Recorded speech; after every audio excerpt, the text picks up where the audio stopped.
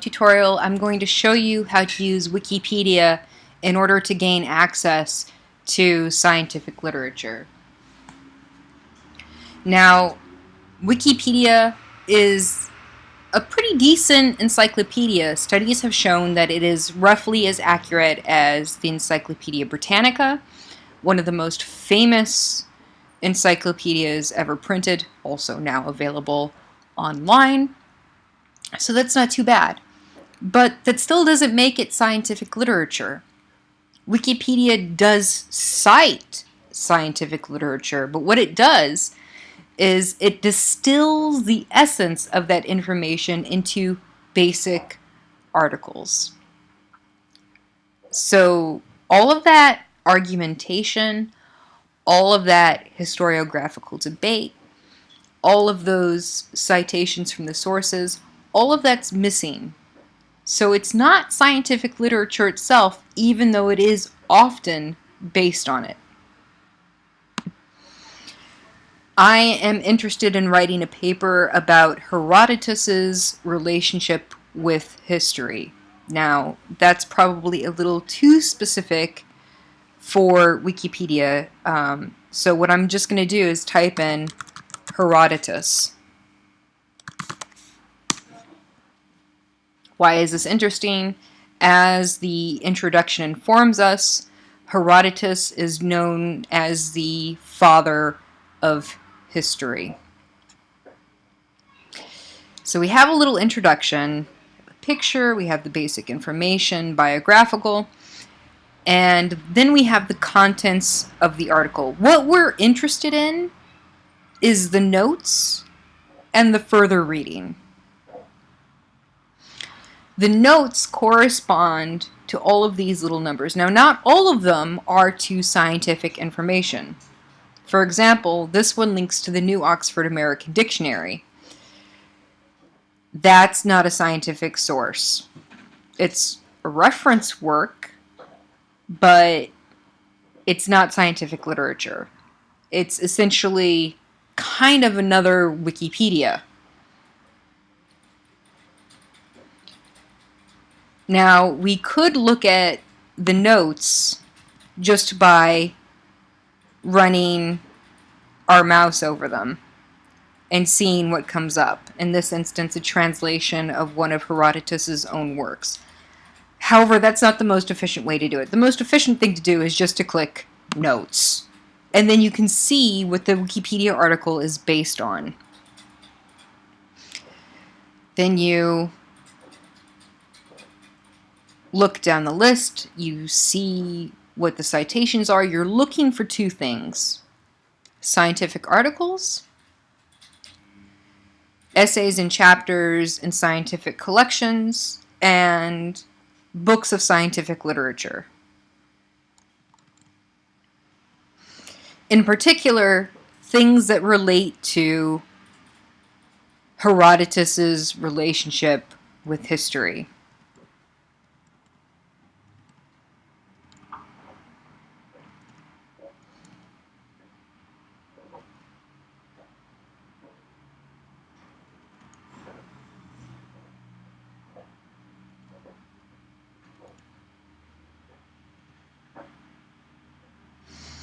This one looks rather interesting.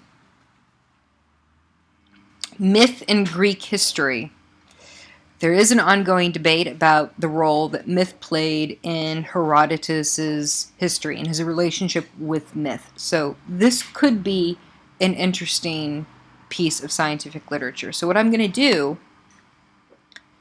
is I'm going to see, can I find it? Is it what I think it is? So I'm going to highlight it, and then I'm going to hit Command C to copy it. That's if you're on a Mac. And I'm going to go to JSTOR and paste it into the search field. Now, important with JSTOR, you must be logged in to the UGent network in order to access it. If you're not logged in, you'll only have partial access. You'll be able to conduct search, but you won't be able to read the results of what comes up. You can see if you're logged in or not by looking here, and it says your access to JSTOR provided by University Ghent. If you're not, it will invite you to log in. There are two ways to ensure that you have access. First, simply use a computer that is attached to the University of Ghent network. That is, computers at the computer labs, the computers at the Boekentoren. If you're at home, however, you can still make your computer a member of the University of Ghent's network by using the VPN. That is a virtual private network.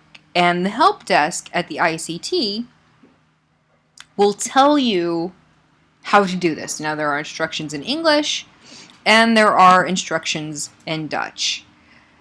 There is no excuse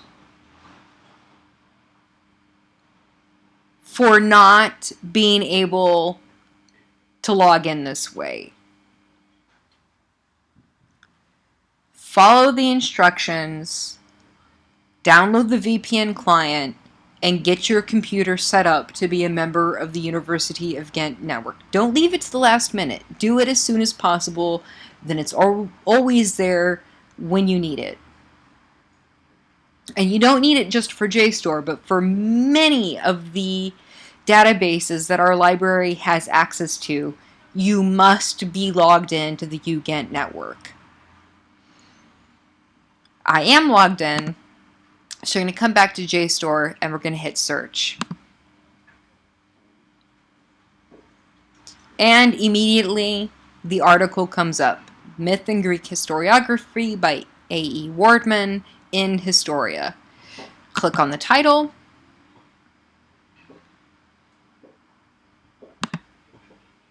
Wait for it to load.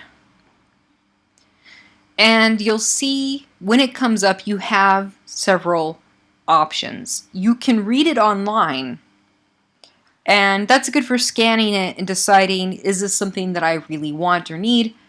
And then what you can do is you can download the PDF.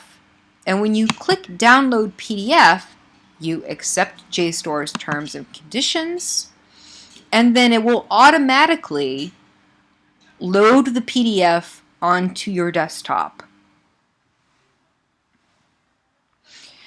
Another interesting thing to do, which saves a little time, is to hit the references.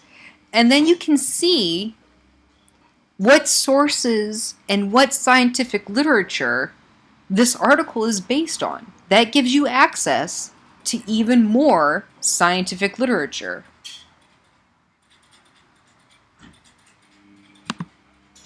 JSTOR, however, is for the most part best for articles. They have been putting some books online, but it's not quite as comprehensive as, say, Google Books.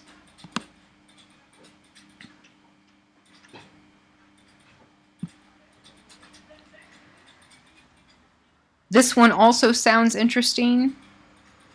Failing Herodotus in his sources, citation, invention, and narrative art. I would like to see, do we have access to this? In this instance, it's a monograph. It's not an article. You can tell because it's in italics and not in quotation marks. So I'm going to come over to our own library website. Our classical library is quite good. There's every chance that we may have this piece of literature. And I'm going to paste the title in to the search collections field. Hit search collections. We don't have it. Now, that's not the end of it. That doesn't mean we can't get it. I'm already signed in to the UGent library website. And there's always an option here, sign in. If you're signed in, it says you're already signed in. So I'm going to click on this, and I want this option, New Document Delivery ILL Request. I'm going to click on that, and 3 options come up: request an article, request a book chapter. That book is interesting enough just from the title that I can go straight to request a book. If, however, I'm not sure, what I would do is I would go over to Google Books and see if I could obtain a partial copy. And based on that, I would decide, is this something I want? If it is, I would fill out the form, including the 3 fields that are absolutely required in order to get a book through interlibrary loan: the author, the title, and my email address so I can be informed when it arrives. It's always good, however, to add things like place of publication, the publisher, the year, and if it has one, the ISBN. That makes it easier on the people over at Library Services to find what you're looking for. Then I would come down here, click the I understand that this is a paying service box. See? You have to check that, otherwise your request does not go through. Then I would hit request, and I would have confirmation that my request has gone through.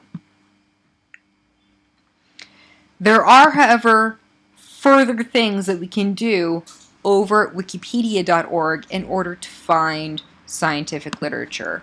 Scrolling down past the notes, we'll see translations. That's translations of Herodotus's own works. That's primary source material, but the further reading is often scientific literature.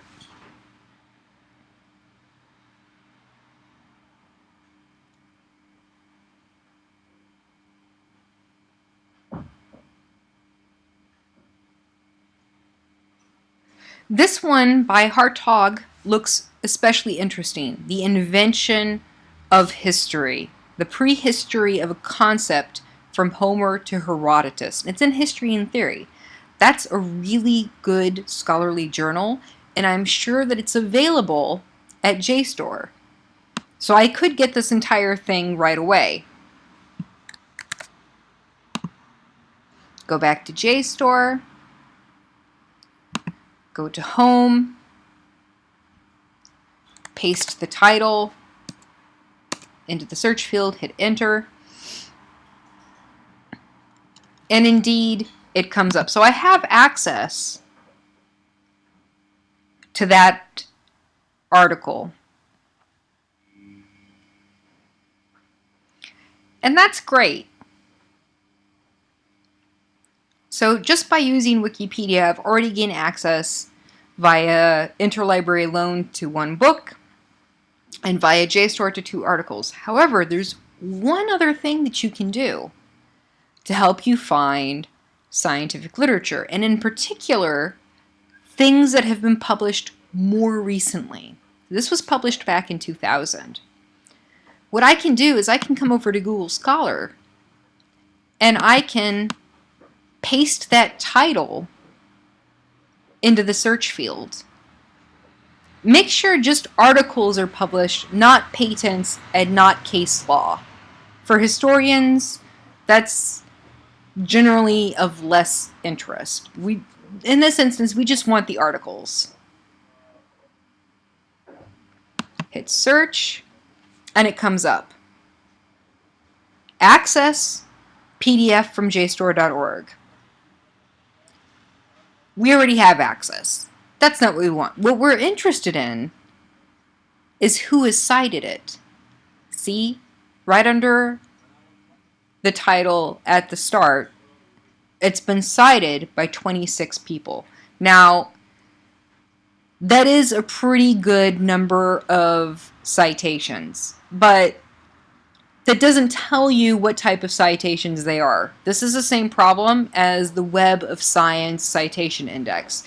Just because something has a really high citation rating, that doesn't tell you what those citations say. It could be 26 people saying this is the worst article I've ever read. You don't know.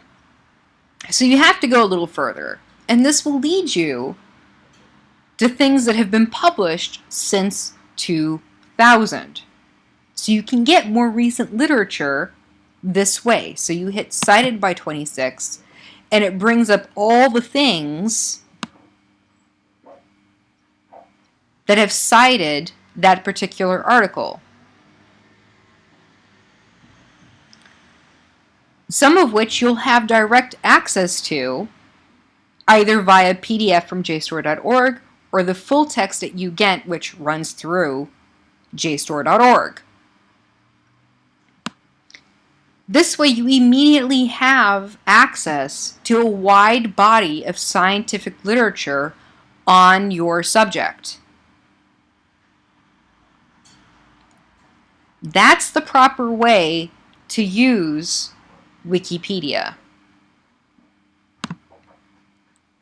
Now, some people try something else. What some people will do is they'll read the entry in the Wikipedia article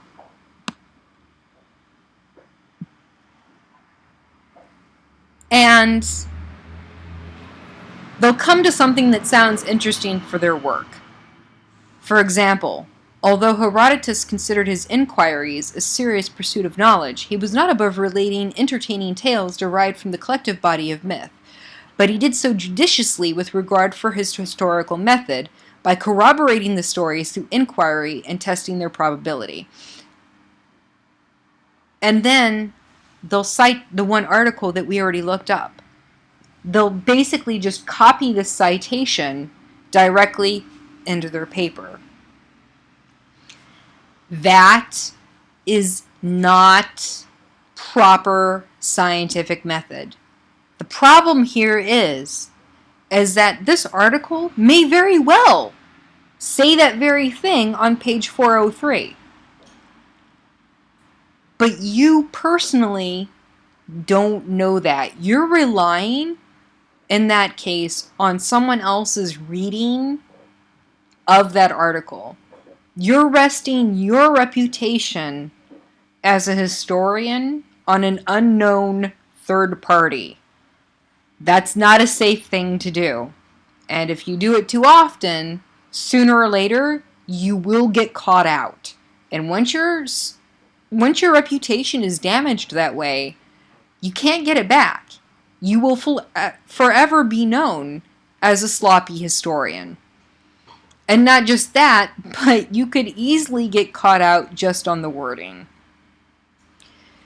Don't do that. Don't copy paste this and then this citation directly into a paper that you write.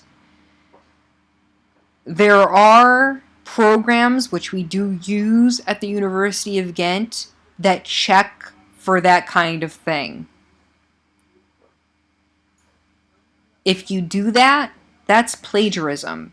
You didn't do the work yourself. You didn't read the article yourself and make your own summary of the author's opinions. Even if you put it in quote marks, that's not accurate.